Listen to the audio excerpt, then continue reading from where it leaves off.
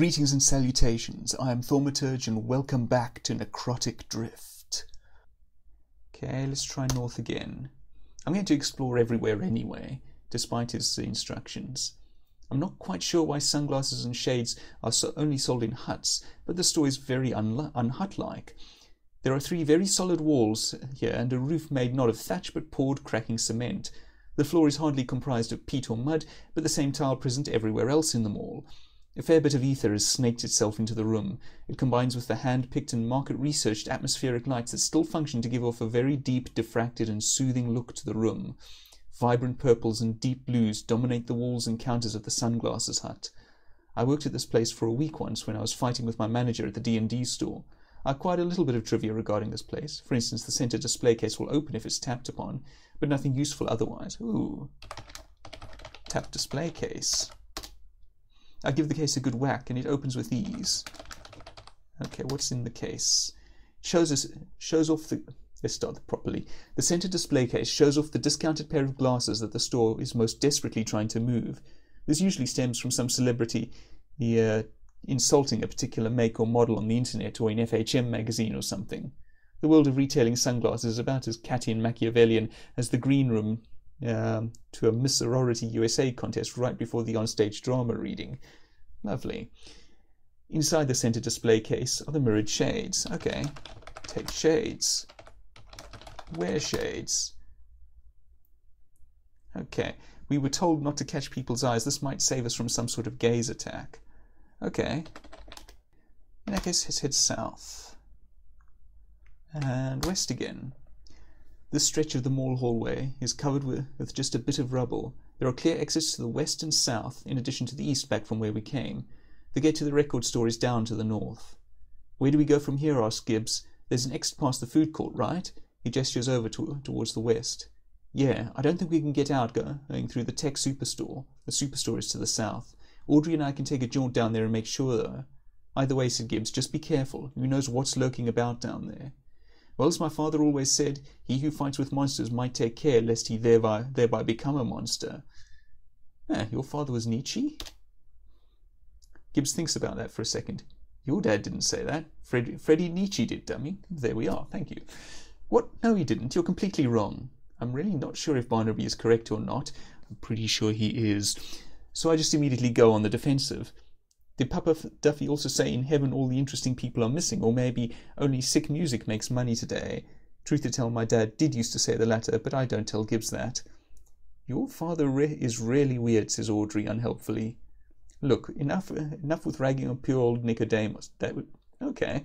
He liked all of you well enough. He hated me, says Audrey. He called... Well, I'm not going to say that. I never met him, says Casey. Yeah, well, he hated goths, said Gibbs. He hated everybody, says Audrey.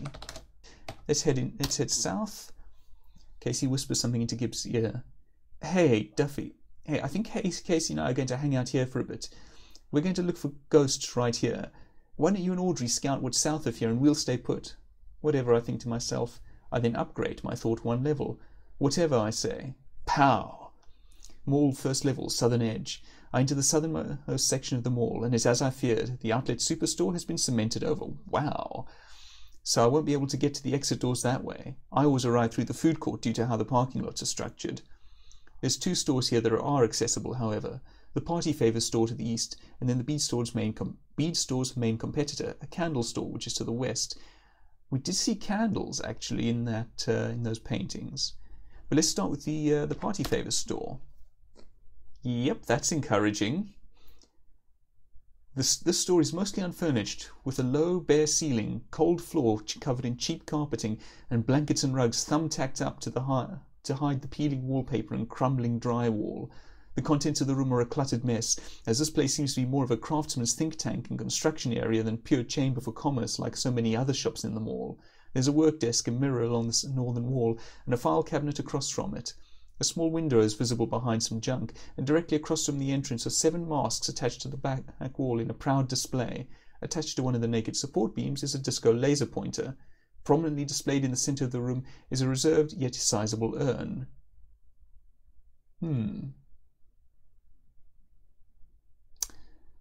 urn, much as we saw that lady drinking from, but is that a good thing or a bad thing? Is that something that the ghost wants?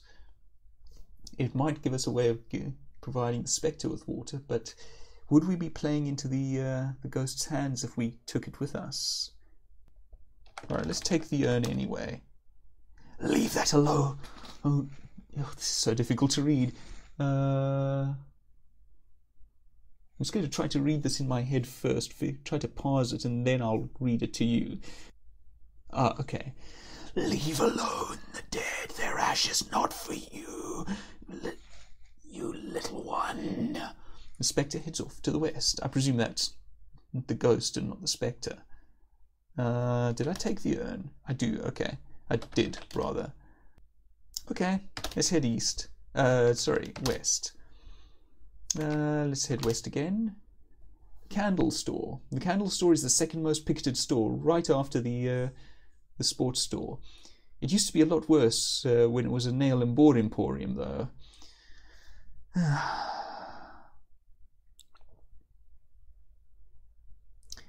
It's decked out in a similar manner to the bead store. Hippie stuff and dark shadows even when the power isn't completely out.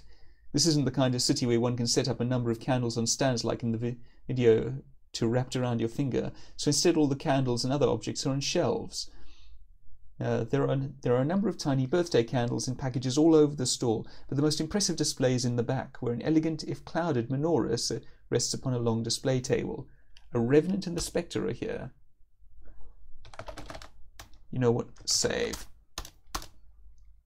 Now talk to Revenant. How are you? Or what happened to your face? Let's try the first. How are you? How am I? Asks the Revenant. He considers this for one moment, which quickly becomes two, and then an uncomfortably extended one. I have no idea what etiquette demands of someone inquiring as to the general health and well-being of the undead. The Revenant clears its throat. It sounds like he had about a pound of phlegm to juggle. I am deceased, he says finally. Yourself? Can't complain, I've got my health, yeah. Look, were you my killer? Huh? Were you my killer, he asks again. Me? No, but listen, there is a demon who has possessed one of my friends. Can you... The Revenant interrupts me once more. How sure are you that you are not my killer? Let me state again, lifeling. Did you end my mortal existence? A bit of smoke and fog begins to form against the southern wall. The spectre heads off to the east. I see. I think we can lie to him and get him to kill someone.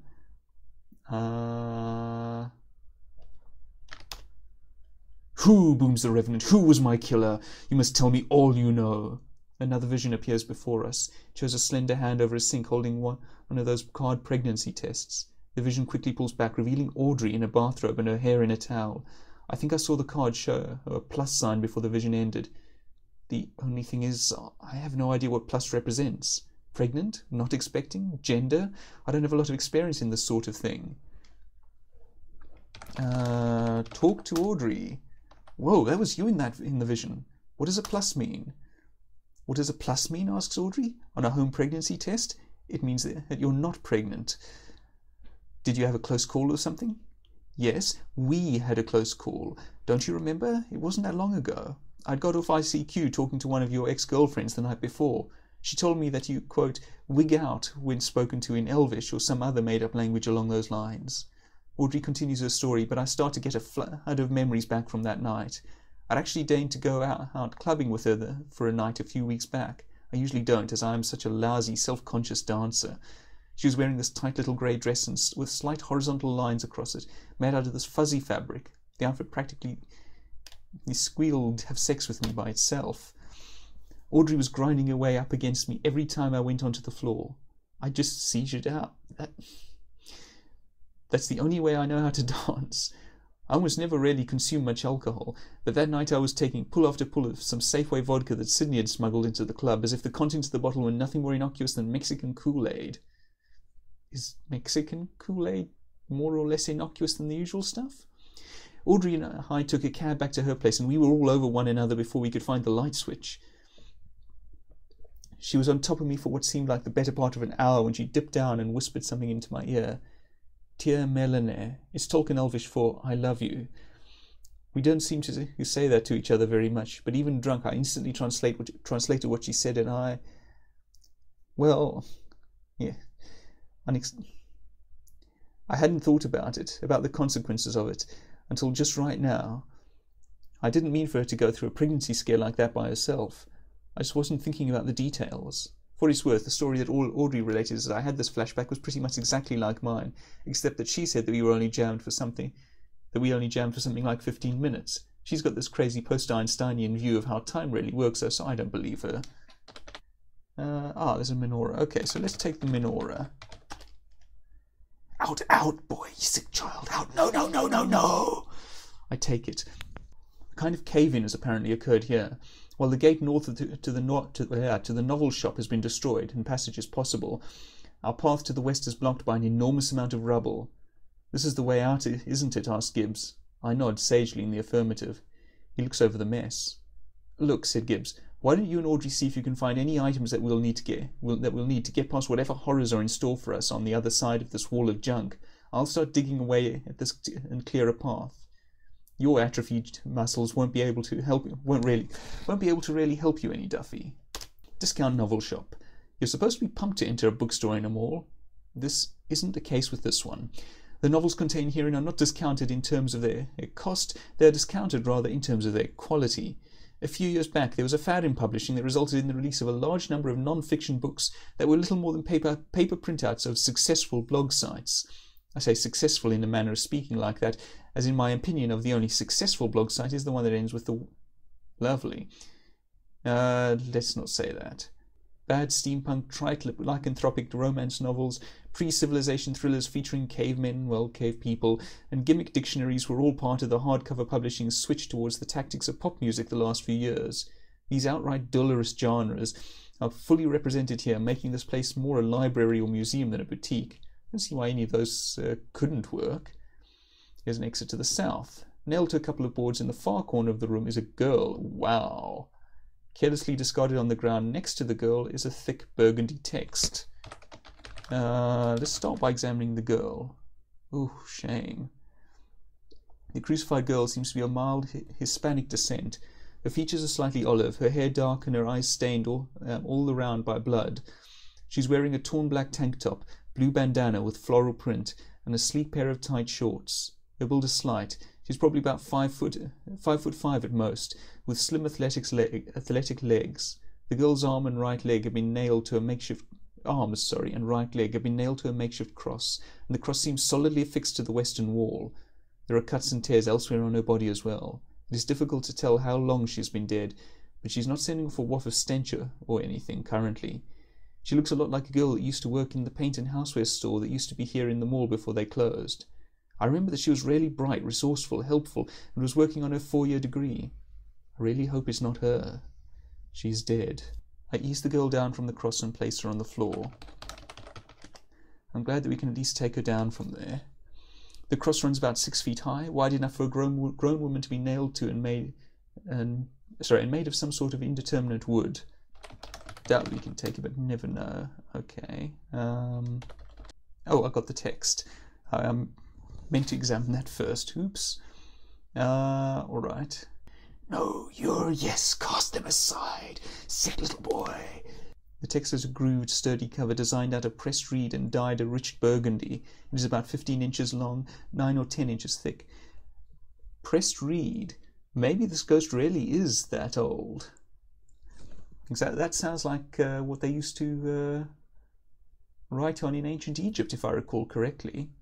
The question is, the voice said, cast them aside. Does it mean the things that we've collected or our friends? I flipped through a few pages, but nothing really catches my eye.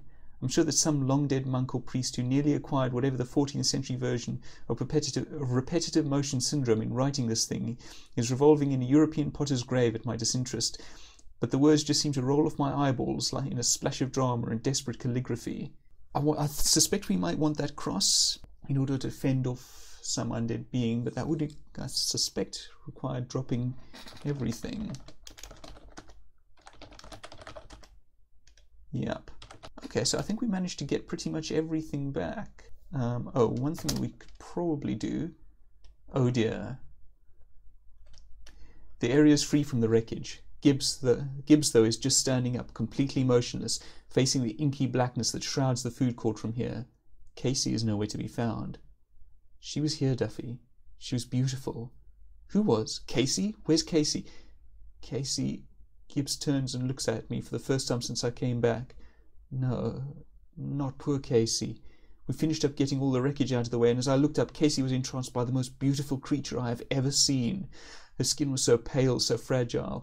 She had this dark shock of bangs that framed her perfect face. As soon as I looked up, I froze. But she had locked eyes with Casey. I knew her name was Carly, but not how. Casey didn't seem able to move at first, just like me. Then... It was a vampire, Gibbs. I was hoping we'd avoid one, but she took Casey by the hand and they both walked that way, into the darkness. Gibbs is here. I think we have limited time here. Okay, let's head west. The food court is a vast open area, and I can only see about half of it from here due to the lack of light. The entire western end of it is cloaked in darkness. There are a number of cheap square tables and static plastic chairs bolted to the floor here, although a few have somehow broken off and are loose. To the northeast is a nutrition store. They carry a large assortment of tabs, pills, drugs, and spices. The court has another section to the west, and there is an exit east from where we came. Audrey lets out a surprised little yip and runs over towards me. Jared, she says, I felt something brush up against my leg. Something's here, in this area with us. Before I can pooh-pooh her objections to this area, a metal chair comes flying at us. It appears as if a poltergeist has infected the food court. The vampire and Casey are here. A fluorescent light, a garbage can, a brown table, a short grey table, a plastic chair, a metal chair, a broken chair, and some chair parts are here. I notice something moving over in the far corner of the food court. It's a girl. She's wearing a reserved violet dress and has the most perfect, slim little figure I have ever seen. The vampire, I guess. It has to be. She's just as stunning as Gibbs said. Focusing harder, I see Casey beside her, unmoving, defeated, completely obedient. The vampire whispers softly to her. Casey snaps back into proper consciousness and after a moment begins to look at her with loving trust. They're both several yards away, but I can make what the vampire says to her perfectly. Follow me, my pet. The vampire heads off to the west. Casey heads off to the west. Okay, let's just head west. We can't get by the poltergeist. The nutrition store is dominated by a series of 5-foot-high shelves that make up 4 distinct aisles. The walls are a sickly shade of green, which some junior ad exec no doubt thinks promotes quick sales decisions, when all it truly does is make customers easy to get out before they can add an equally off-putting colour to the surroundings by use of their own acrid vomit. Don't think we needed the detail, but all right. In the rear of the store is a modest plastic counter and an ancient analogue cash register. Further behind that is a closed metal door that rarely clashes with what's going on otherwise, stylistically. There is no front gate to the nutrition store, only a 10-foot cut in the wall. The opening is not quite centered, however, and a 5x3 pane of glass has been placed into the southern wall. Exits lead to the southwest and through the door. There should surely be some garlic here, I say to myself.